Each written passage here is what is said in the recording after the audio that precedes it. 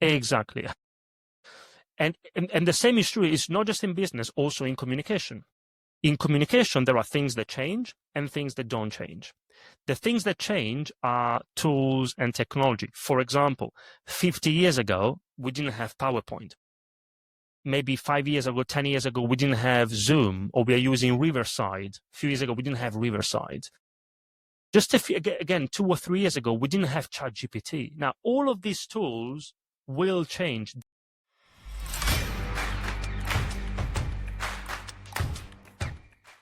Now, you've been quoted saying that your mission is to stop great ideas from failing because the way they've been presented. How many brilliant ideas have you seen die because nobody could understand them? There are so many great ideas, Steve, that exactly what you said fail just because of the way they are presented. Now, for example, Warren Buffett many years ago gave a lecture. I think it was Columbia University or another university in the US. And he said to the students, right now, I would be willing to invest $100,000 on each of you for 10% of your future earnings. And then he said, well, actually, you can increase your value by 50%. So I'm going to invest $150,000 on each of you for 10% of your future earnings if you do one thing. And that thing is, you have to learn public speaking. Now, he wanted to make a point. And the point is that if you want to succeed in life and work, whatever success means for you, then what really makes a difference is your ability to pitch, present, and communicate your ideas. You can have the greatest idea in the world, but if you can't communicate it, it doesn't matter. That makes so much sense. I've heard many times it's said that the most valuable real estate is that real estate on stage. Can you comment a little bit about that?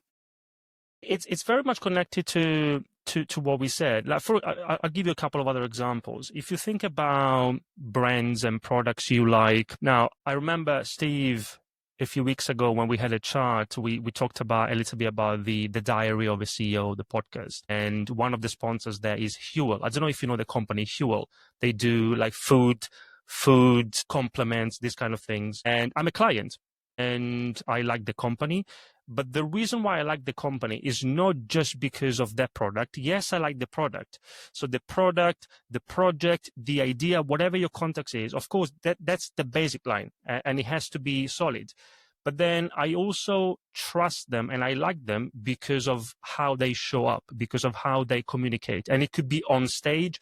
You mentioned on stage, Steve. For me, on stage doesn't have to be on stage at a conference. If at the moment we're having a chat online, we are on stage. Even a one-to-one meeting when you need to share your ideas, you communicate it. For me, that's public speaking. You are on stage. I'll give you another quick example.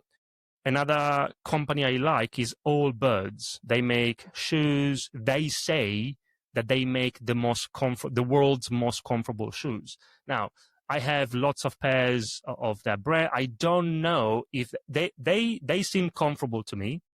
I don't know if they are the most comfortable shoes in the world, but what drove me to them, again, is not just the shoes, it's the way they show up, the way they communicate, the values, the brands, and all of that, to me, is how you show up on stage. I like the idea that you talk around that almost really everything is a stage.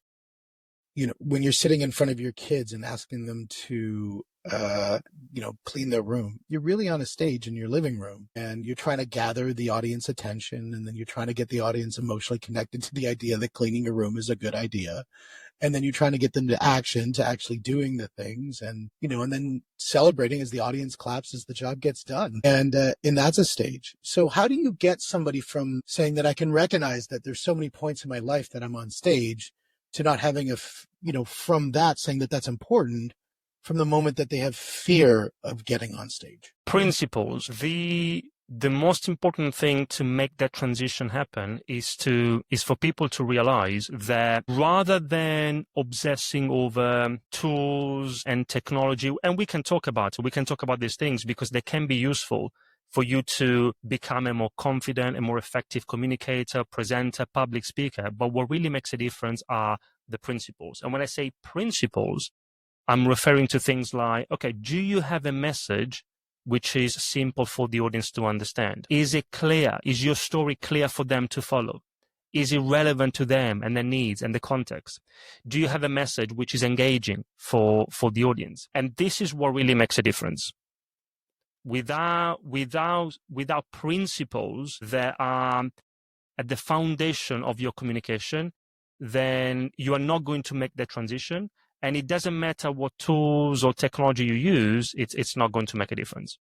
Yeah, Grant Cardone's been quoted saying that principles are senior to mechanics, and I firmly agree with that. And presentations, operations, sales, leadership, any of these things, operating at the principal level is so crucial. I think it gets interpreted through the mechanics, and that's when mechanics start to become important. Simon Sinek, wrote a book called Start With Why. And I think that is fundamental to really, that element that you've got to start at that level, up in the clouds, so to speak. It does have to be interpreted. And I think some of our dialogue is going to go through that, because look, guys, when you're looking at doing a presentation and you're sitting there going, I want to put together my 58 slide deck and I want to go through all these complicated terms and that sort of thing. What we're going to talk about today is really going to help you figure out what the right strategy is so that you're going to connect with your audience. Not in the way that maybe you thought of, because the ways are shifting. The internet has changed. AI has come around. Presentations aren't just in front of a big crowd on a stage. They're digital, like how we're doing right now. And so you need to be able to adapt to that. So this conversation is really important for people who want to present with clarity, not confusion. Now, I know your New York NYU has adopted your book and you've coached TEDx speakers and entrepreneurs. I want to go before that point and kind of get you into the moment when you were early on in your presentation life. And what was the most painful presentation moment? What was the most painful presentation failure? I had a number of failures, and it wasn't so much a specific presentation, but those failures are very much connected to my ability or inability at the time to get my message across. Now, for example, before doing what I do now, I launched a blog, and I did it for a few years. Every week I would publish an article, and we're talking about long form articles before AI. So you really had to write those articles word by word, word for word. And it took a lot of time and effort and passion. And my objective was to get to thousands of readers, because then once you have an audience, then you can start thinking about how you can monetize it. And after a few years, I just had a couple of readers, and one of them was my wife. So it wasn't really making an impact. Also, after that, I said, okay, maybe instead of creating content, why don't I curate content? So I launched a newsletter, and the idea was that, again, every week I would collect the most interesting resources and articles and links on certain topics, and then I would make them available for my audience. And again, the objective was to get to thousands of subscribers because of the same reasons. After, I think it was 2 or 3 years, Steve, we got to, I still remember the number, 19 subscribers. That's it. And again, half of them were just friends being polite. And I'll give you one final example quickly. I'm a big fan of purpose-driven entrepreneurship, using business as a force for good. We have a charity partner, we have our own social impact project. And once we put together an event in collaboration with a charity partner to try and motivate people to donate something for a partner. And it didn't make a massive impact. And in all of those cases, going back to your very first question, Steve, in all of those cases, it wasn't the idea that was bad. It was just didn't make a massive impact, not because of the idea, but just because of how the idea was communicated. And in that case, how it was communicated by me. And that's what then pushed me to start my own journey to improve my own communication and presentation skills. Yeah, there's nothing more painful than when you have that YouTube channel or you've got that Instagram and you're putting out all of this content every day, twice a day, 3 times a day, and nobody's watching it. And you keep on doing it, you keep on hitting that grindstone, and it's just not connecting. So when you're at that moment, and you could have quit at that moment and just stopped, what kept you going and what did you do differently? What kept me going was the passion for the subject. Also, the realization that there was a problem. and there's still a problem. If we think about our space, presenting, public speaking, communication. Now, the reality is, whether we like it or not, most presentations suck, especially business presentations. Isn't that true, Steve? Most business presentations suck. So there is a problem, and there's a way forward. There's a way to solve the problem. We know how to solve the problem. So that conviction was the main driving force behind everything else that happened. And so then you realized that problem needed to be solved. So then what was the first step in solving it? What was the first step in solving it? Well, okay, for me, Steve, at the beginning, it was just about helping friends.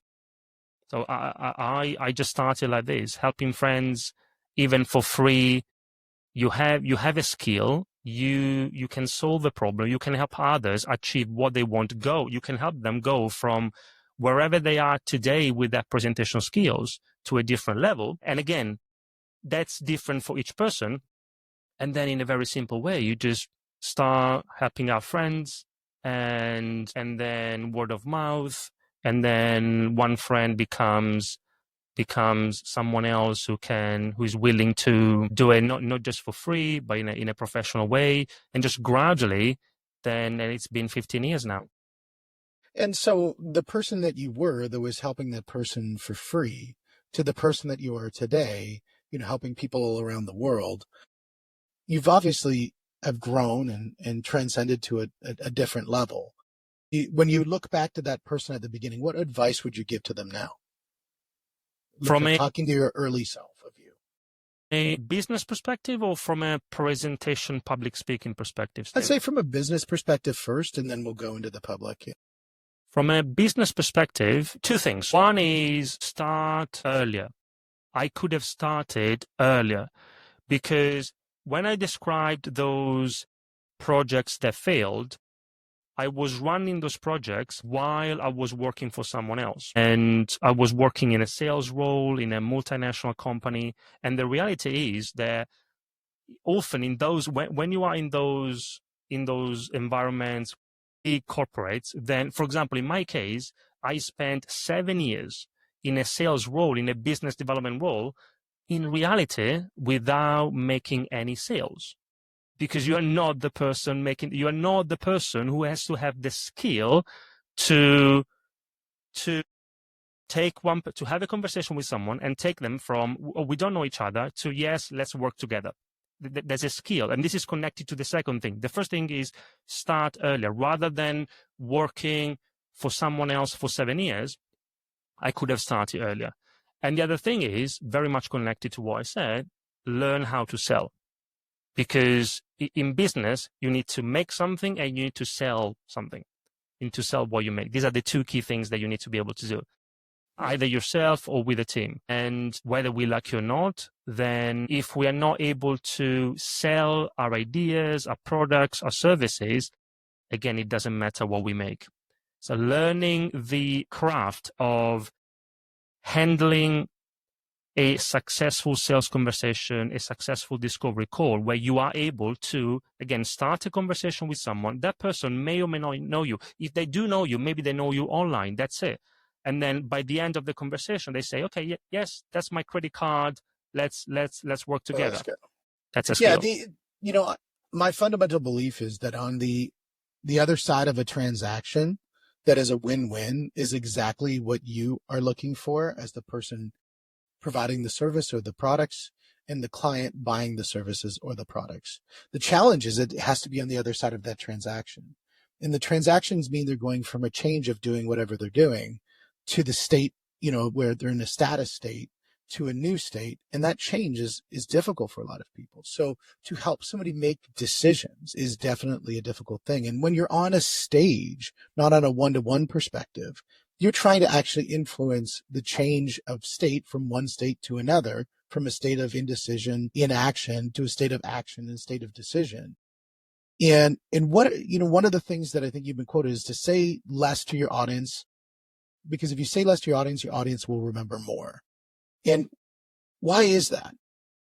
That's one of the core principles. You want to be able to simplify your message. Yes, say less so they can remember more. Now, for example, Steve, if you think about writing, books, articles, blogs, emails, all experienced writers know that the key to great writing is not in what they say. It's in what they don't say.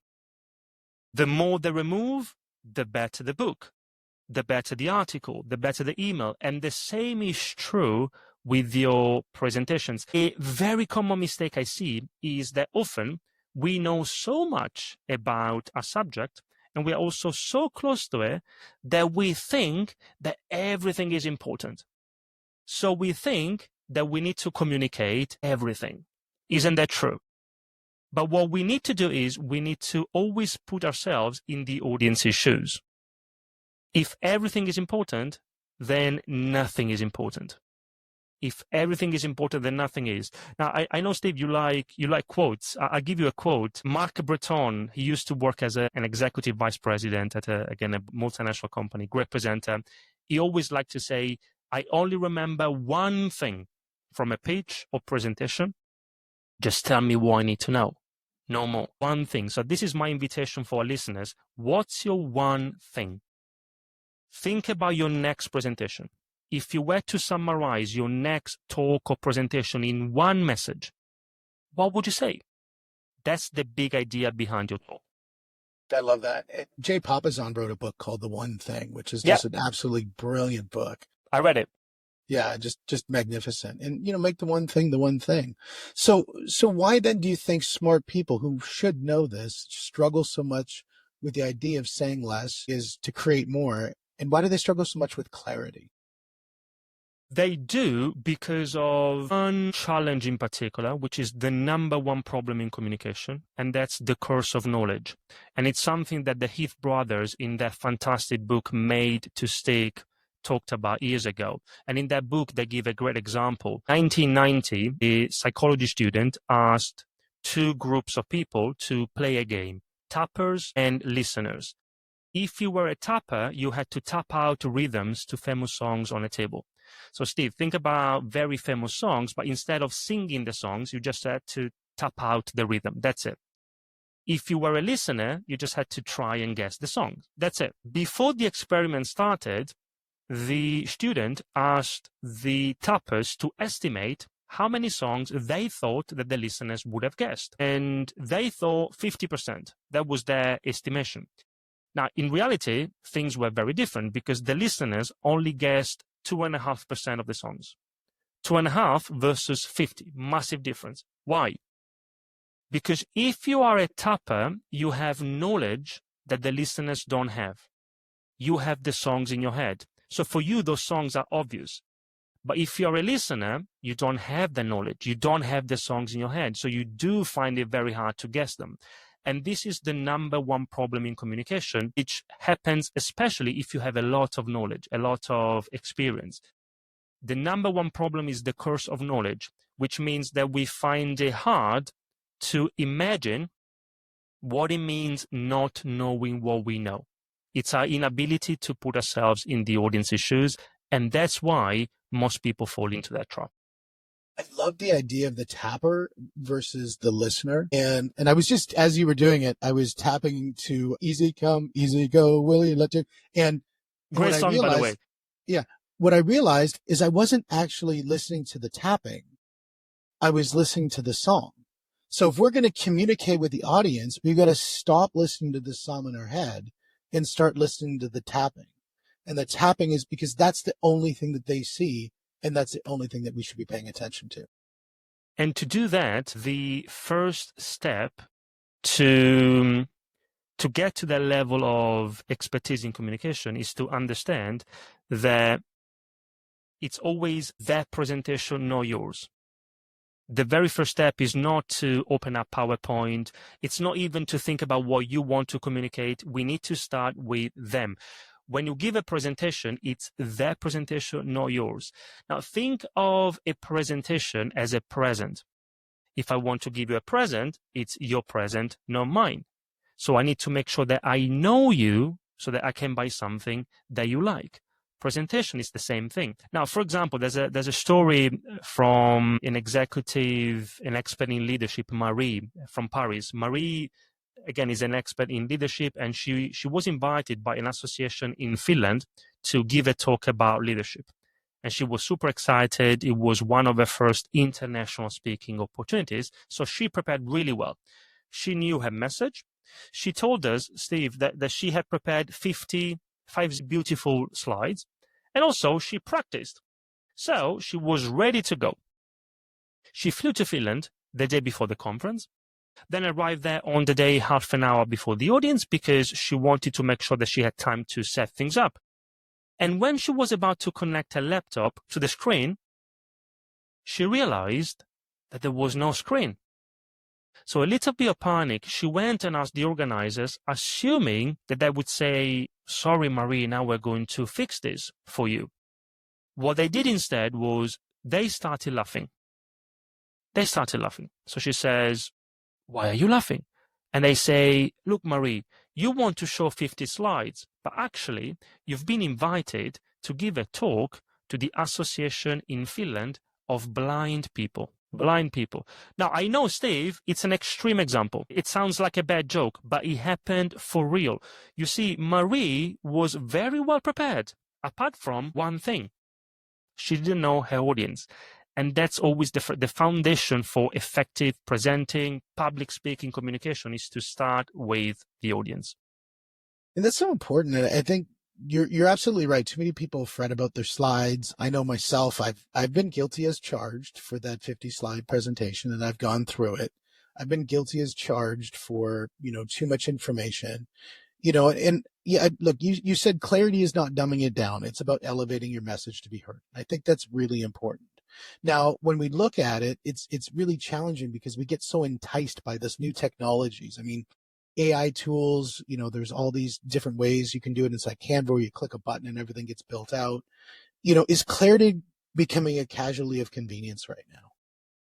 Mentioned AI tools now, and this is very much connected to the principle of clarity in communication. Now, I don't know what you think about this, Steve. I think that AI is not going to change public speaking forever. Now, don't get me wrong. I do think that AI is super powerful, and I do use it. For example, I use AI every single day. I use it personally. I use it for my business. I use it for my own communication in a business as well. And however, now, for example, if you think about Jeff Bezos, Amazon, he often says, everyone always asks me, what do you think is going to change in the next 10 years? And he says, no one has ever asked me, what do you think is not going to change in the next 10 years? And he thinks that the second question is much more useful because if you, as he puts, if you focus on the things that don't change, you will be successful. In the case of Amazon, for example, they know that 10 years from now, people will still want cheap prices, fast delivery, and a massive selection. If they keep focusing on those things, they will be successful. That right there, and I want to hammer on that. That right there is probably one of the most powerful things I've heard in a very long time, that most people focus on the things that are changing, not the things that are not changing. And the power in business is to focus on the things that are not changing, because frankly, that's what creates a sustainable business. And then you can amplify those things that are not changing with the things that are changing. That's your kerosene on your already burning fire. Exactly. And the same is true. It's not just in business, also in communication. In communication, there are things that change and things that don't change. The things that change are tools and technology. For example, 50 years ago, we didn't have PowerPoint. Maybe 5 years ago, 10 years ago, we didn't have Zoom, or we are using Riverside. A few years ago, we didn't have Riverside. Just again, 2 or 3 years ago, we didn't have ChatGPT. Now, all of these tools will change. That's inevitable. But what will never change are the fundamental principles of communication. Aristotle was the first one, more than 2,000 years ago, who gave us the building blocks of effective communication. And today's best communicators still follow those principles. Now, for example, in your case, Steve, let's say, I know that you give talks, you speak in public. Let's say that 10 years from now, you give a talk, and then at a conference after the talk, someone from the audience comes to you and they say, Steve, great talk. I just wish that your message was not so simple for me to understand. That will never happen. Or I just wish that your storyline was not so clear for me to follow. Or Steve, great talk. I just wish that your message was not so relevant to me and my needs. That will never happen. And it will never happen because these are the fundamental principles of communication. Now, again, don't get me wrong. I'm not saying we should not. It's exactly what you said. We should use the tools. I think if we don't use AI today, we are being stupid. We need to use AI, but we need to do it to amplify the things that are not changing. So it has to be AI or technology in general, plus the human side of things. And if we have that combination, that's a very powerful combination. Yeah, I totally agree with that. I think the CEO of NVIDIA was well stated when he said, AI is not going to take your job.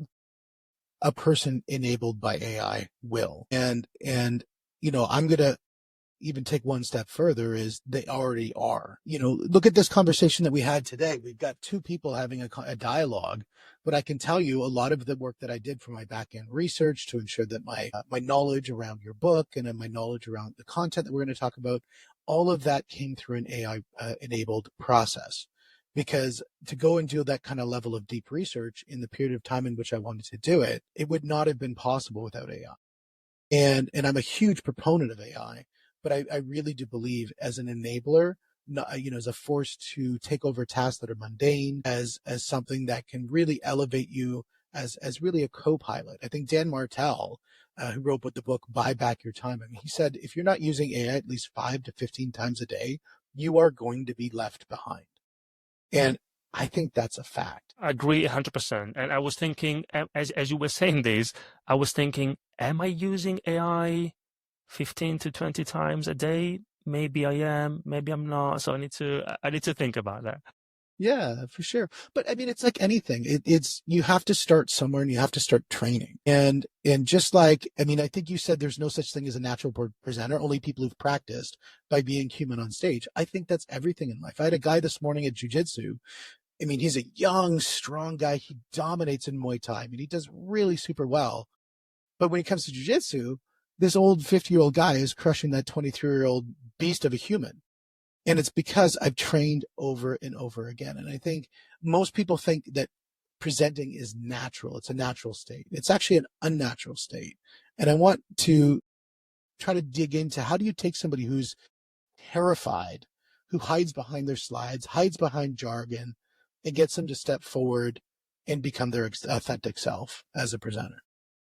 The key is familiarity and preparation. Many people think that if you want to become a more confident, a more impactful presenter, that kind of confidence comes from natural talent, innate self-belief, wishful thinking. It has nothing to do with that. Confidence comes from a few things. The first one being familiarity. For example, some time ago, I watched an interview with Kobe Bryant, NBA superstar, and one of the questions was, Kobe, how is it possible that every time I see you playing, you always look so confident?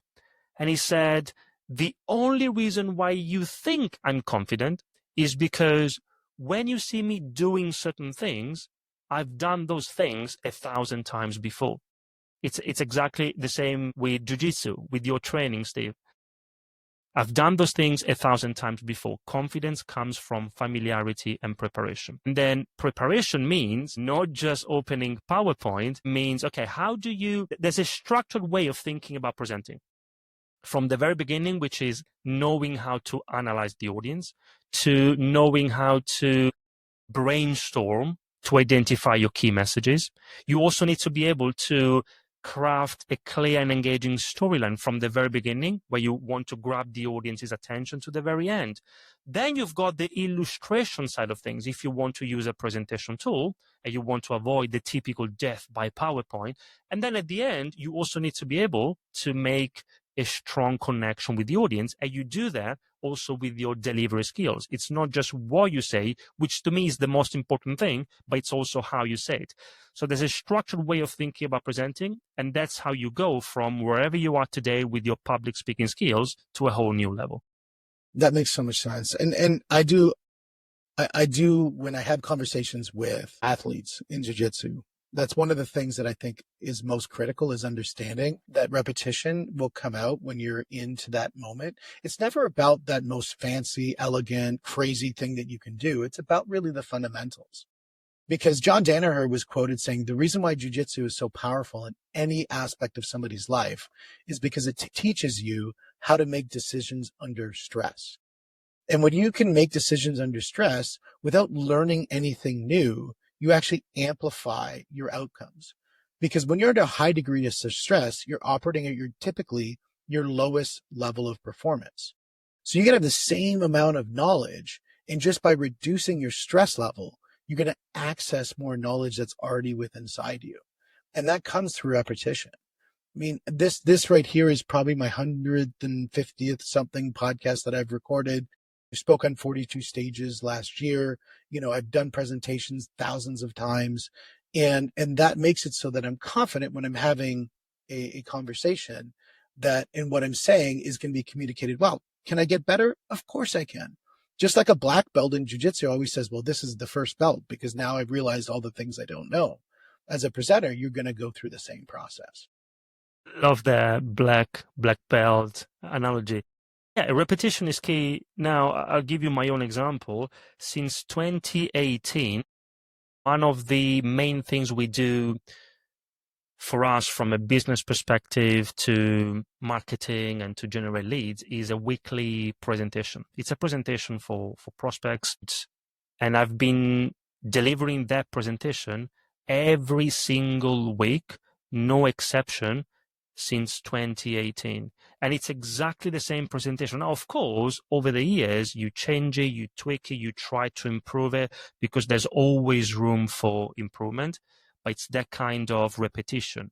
Week 1, week 2, week 3, week 52, year 1. And then you start again in January. And that makes a massive difference. Yeah, that totally makes a massive difference. Now, the world's changed since 2018, and we're looking at now, obviously we went through all those lockdowns and that sort of thing, and a lot of people migrated to this virtual or even hybrid style of presentations. And that's challenged a lot of people to think differently about how they can connect with audiences in different ways, but still make it meaningful. What are the do's and the don't do's, the goes and the don't goes when it comes to presenting virtually online, like to a large Zoom session, or to something where you've got a hybrid, where you've got a room full of people and a Zoom session? What are the do's and don'ts around that kind of a presentation? We need to distinguish the two because they are similar, but there are some differences. One scenario is 100% online, and the second scenario you described is a bit of a hybrid situation. When it comes to 100% online, the most important thing to consider is the level of interaction with the audience, which has to be even higher than what you do in person. Now, if you think about the audience's attention, it's a bit like the sand in an hourglass. If you think about the sand in an hourglass, it runs out after a few minutes, but it's very easy to just flip it over and start again. With the audience's attention, it's the same thing. Their attention will run out after a few minutes, but it's relatively easy to just flip it over and start again, which means that it should not be up to the audience to work hard to pay attention. It should be up to you as the speaker to work hard to keep their attention high. And the best way to do that is to include moments of interaction. Now, if you are in person, research says that the audience's attention tends to drop every 10 minutes, more or less. So you're giving an in-person presentation, more or less every 10 minutes, you need to find a way to interact with the audience. Online, is it easier or harder to keep the audience's attention high? It's harder. So the 10-minute rule becomes the 3 to 5 minute rule. You are giving a webinar, for example, you're presenting online. Ideally, every 3 to 5 minutes, you should interact with the audience. So that's the main thing to consider when it comes to Online. Would you like me to share a few things when it comes to the hybrid experience? Mm. Yeah. Yeah, when it comes to hybrid, we've looked at the audience attention is 10 minutes, and that seems about right to what I would have put in my head. 3 minutes, I mean, that's shocking, but I think it's definitely something that I can identify with. So absolutely, when you come to the hybrid, and then maybe in each of those, give some ideas of what that interaction could look like. Yeah, ideas for interaction. It could be as simple as, again, when it comes to interactions, people start thinking about using technology. Keep it simple. It could be as simple as a question that you ask, which is connected to either what you've just said in the presentation or to something that you're planning to say next. So, for example, if in a webinar, my own webinar, if I talk about the power of simplicity, then I can say, okay, just out of curiosity, on a scale from 0 to 10, show me with your fingers. 0 means that you find it very hard to simplify your message. Self-assessment. 10 means that you find it very easy, or anything in between. Let me know. It could be as simple as that. Every time the audience does something, even if it's typing something in the chat, saying something out loud, raising the head, it means that they are there with you, they're listening to you, they're not doing something else. Now, when it comes to hybrid, the biggest challenge there is that those joining remotely often feel disconnected from the room. It's a bit like watching a concert on TV instead of being there live. The experience is completely different. Your goal as a presenter is to do everything you can to make the remote participants feel just as involved as those in the room. How do you do that? You want to have an inclusive mindset. And the mindset you should have is, if even just one person is online, you need to treat the experience like everyone is online. And that means that you need to design that talk, that workshop, that experience so that both people in the room and the online attendees can participate in the same way. Now, a few practical tips. You could begin your session by engaging remote participants first. What most people would do is they would engage the in-person participants. Start with the online participants. You could have 2 facilitators. Again, it depends on your context. If it's more of a workshop, you could have one facilitator in the room and another one online. You could use, again, going back to technology, collaborative tools like Miro, for example. Steve, you were talking about the power of repetition. You should repeat questions. If someone in the room asks a question, make sure that you repeat it so that everyone can hear it, especially those online. You need to pause. From time to time, you want to pause and check in, but not just with the people in the room, also with those online. You can and you should avoid side conversations from people in the room. So you see simple and practical things that we can do to make sure that the experience is equally effective. The bottom line is this, and that's the mindset shift. If one person is online, everyone is online. That's how we should treat the experience. That makes so much sense. And I've seen it done quite well where they give almost like this unique, they call it like a back of the room or backdoor experience, where you get this like VIP experience by being online, which you get, certain type of interaction with the host. You get a certain type of interaction with some of the guests to kind of make it a little bit different than those people who come in the room. And then the people come in the room get access to certain events, parties, courses, whatever else they might get. So thematically, they have different outcomes of access, but they have these moments of congruency where you're bringing everybody together.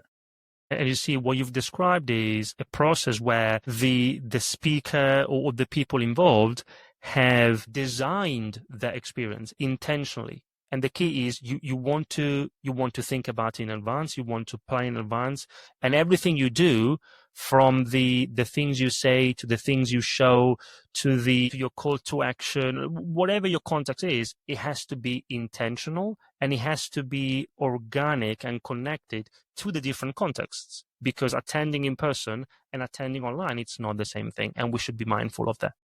That makes so much sense. Now, I know when we talk about a little bit more about, I won't even call this mechanics. I think it is a little bit of mechanics, but it definitely is just chatting at the principal level, is that you say the best talks follow what, so what's next. And that to me makes me think of something like, say George Martin or Tolkien or whatever, where they have this threaded story where, the end of the chapter comes up, it's, 11:30 at night, you're about to fall asleep, but man, I just got to go to that next one. I mean, Netflix is notorious for this. I don't know if have you ever got the Netflix shaming message where it comes in and says, "Are you still watching?" Shaming message. And you've got to click, "Yes, I'm still watching," because you've just juiced through 7 or 8 episodes because those hooks that just is like, okay, so what's next? And what's next? Is that the message that you're kind of talking about? By the way, I was thinking about Netflix. It did happen to me in the past. I had to stop my Netflix subscription recently because I became a dad and I've got many other things to do now than watching Netflix. But when I talk about what next, here is the approach I'm coming from. What next is a great way to simplify your message, to get to the core of the main idea behind your presentation, behind your talk. And here is how it works. What means, okay, what's the one thing? We were talking about the one thing. What's the one thing you want them to remember, to understand, to take away from your presentation? And that's important, but it's not enough. That's, by the way, a very common mistake I see. Often, as speakers, whether we are aware of it or not, we stay at the what level. The audience doesn't know something, we tell them something, we share some information. That's okay, but it's not enough. We need to go down. What? So what? Why should they care? Why is your message important and relevant to them, to your audience, not to you? And this is the key to great presenting. The key to great presenting is to always talk to your audience about them, even if you're talking about you. And later, if you want, I can give you an example of that. But we want to make it about them. And then, what next? Okay, now that they care, now that they understand why this is relevant to them, what do you want them to do after your presentation? Or at the very least, what do you want them to think, believe, feel as a result of your presentation? And you see, Steve, that's one way for you to simplify your message, and it's not an academic exercise. Once you go through this framework, you can use it in the presentation. It could become the structure of your presentation, or it could be just the final message that you get across. It works really well as a conclusion. You approach the conclusion and you say something like, okay, if there's one thing I would like you to take away from this session, it's this. And then you go with your what, so what next. It works really well as a conclusion. Nancy Duarte said the audience doesn't need more information, they need meaning. And when I pair that to the Netflix, experience of when you just crush out 18 episodes, it's because of the what's next. It's like, okay, I want to get what's next. I want to get what's next. But really, if I look at the what, so what's next, probably the most important in my mind would be the so what, because it's like, why do I care? And that goes down to the meaning, not the material. I agree. Among the three, the so what is the key. Remember, the key to effective presenting is to always make it about them. You always want to talk to them, about them, even if you're talking about you. For example, if I tell you, Steve, at Ideas on Stage, we have it's not true, but just to give an example, 150 offices all over the world. I'm talking at you about me, and nobody cares how many offices you have or I have. If I tell you, at Ideas on Stage, we have 150 offices all over the world so that you can get access to a customer support team wherever you are. Now I'm talking to you about you, even if I'm talking about me. And that's the key to great presenting. So the what is about me. The so what is about the person who's the audience or the buyer or whoever else, because it's about them. The what is almost irrelevant. It's the so what that's matter. I would say that the what is not even about you. This what is about the idea, whatever the idea is that you want to share. It's not, you always have to put a spotlight, not on yourself. You want to put a spotlight on the idea. It's not about look at me, look at me, look at me. It's look at that. That's the idea. And then in the so what, you don't take it for granted that just because you understand why that idea is so important, because again, you are an expert. You've been working on that project for 15 years. You get it. but we should never take it for granted that just because you get it, that the audience will get it too.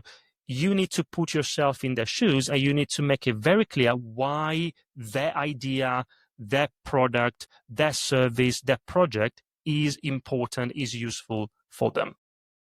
Yeah, that makes sense. That makes total sense. Now, a little bit of tactical stuff. Let's get into some tactics here. Spontaneity. You said planned spontaneity is what makes moments stick. How can you rehearse being spontaneous? The more you rehearse, the more spontaneous you will appear. It's counterintuitive, but that's how it works. Many people think that they should not rehearse, they don't want to rehearse because of course, you want to appear natural and spontaneous, but the opposite is true. You see, rehearsing is a bit like climbing a mountain. If you want to climb a mountain and then you start going up and then you stop, you will never get to the top. So what do you need to do? You need to keep climbing so that you get to the top and then you can start going down. In preparation for any presentation, say, for example, that you rehearse and you do it once and then you stop. Of course, if you do that, you will not appear spontaneous. You will appear robotic. But when you appear robotic, it's not because you have rehearsed. It's because you haven't done it enough. You need to keep climbing, which means that you need to rehearse a few more times so that you can get to the top of the mountain. And getting to the top means internalizing your message. You don't have to memorize your presentations unless it works for you, but otherwise I wouldn't recommend it. But you do need to internalize it. You need to own your content, including those moments that will feel spontaneous, but in reality, you've planned those moments. Going back to the interactions, any presentation should be a designed conversation, which means that the audience needs to feel that they are building the presentation live together with you. But in reality, you've designed those moments, including the moments of interaction, in advance. That makes so much sense. Now, in preparation, in doing things like using AI can mimic words and create stories and all that jazz, but it can't feel tension. It can't create pauses. What part of storytelling do you think only humans can really own? The part of storytelling which is very human is our ability to make the story the audience's story. Because storytelling is great, but storytelling is not just about telling a story. How do you tell the story? And there's another very common mistake I see there is that we make the story about us. And that's connected to what we said before. Even the story you tell has to be about the audience. Because you wanted to get tactical, I'll give you a tactical framework to tell a great story. And that could be, let's take the example of a client success story. You are pitching on stage, presenting on stage, or it could be even a one-to-one conversation, and you want to share the story of how you've helped another client solve the challenge that your audience is facing. What you want to do is 4 steps: setting, complication, turning point, resolution. Setting could be as simple as time and place. For example, 3 years ago, we worked with ABC in Toronto. Time and place, that's it, that's the setting. Then complication, and the key here is to explain the problem, the challenge that client of yours had before they met you. But this is the complication. It's not about you. It's from the perspective of the client. Then the turning point is the only place in the story where just a little bit you want to talk about how you've helped your client solve their problem. But then when you get to the resolution, which is the final step, remember, setting, complication, turning point, resolution. Again, in the resolution, you want to put a spotlight on the success of your client. It's not about you. Again, it's not me. Here you want to explain how the success, the outcome that they have achieved. Now, of course, if you do that, you are getting the same message across, which is that you can help your audience, you can help those people listening to you, but you are getting the message across in a much more elegant way. And that's a very human skill. In, what is it now, 25? Who knows what's going to happen in the next few years? It could be even in the next few days with AI. Who knows now? Yeah, that's very true. And now, to close off, if somebody's listening to this and they're thinking it's a really good message, but it has nothing to do with me because I have nothing worth saying, what's the message you would give to them? Everyone has something worth saying. Everyone has gone through experiences, life experiences, personal experiences, experiences that are connected to their professional life. So I don't buy that. Everyone has a story to tell. And when you understand, it's not about whether or not you have something to say. You do have something to say. The challenge is, how do you say it? Can you share your story? And when I say a story, it doesn't have to be your personal story.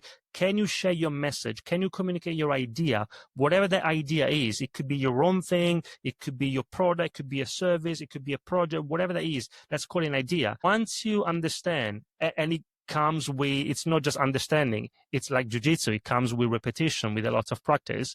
Even like I'm a presentation coach, Steve, that even for me, that there's always room for improvement, even if like you have done thousands of presentations.